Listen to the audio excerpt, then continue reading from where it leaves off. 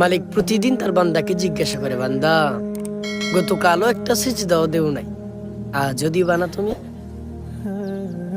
এই আসমান, এই জমিন, এই চন্দ্র, এই সূর্য, এত কিছু আমি দিয়েছি বান্দা, তারপরেও তুমি আমার কোনো শুকরিয়া জ্ঞাপন করবা না?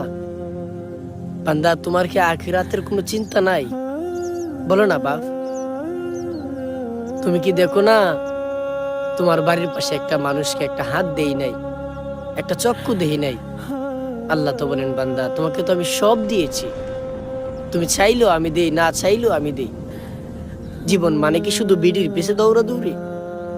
জীবন মানে কি শুধু দুনিয়া নিয়ে পইরা থাকা? বলো না ভাইয়া। আজ এক ওয়াক্ত যারা নামাজ পড়ো নাই, ফজর ওয়াক্ত যারা নামাজ পড়ো নাই, আল্লাহর লগে কেন এত নারাজি ভাইয়া? আল্লাহর লগে কেন দুশ্মনী হতো? আল্লাহ চাইলেও দেন, না চাইলেও দেন, আল্লাহর লগে নারাজি কেন ভাইয়া? এমন মালিক ছেড়ে দেওয়া ঠিক না রে ভাইয়া, এমন মালিক ছেড়ে দেওয়া ঠিক না।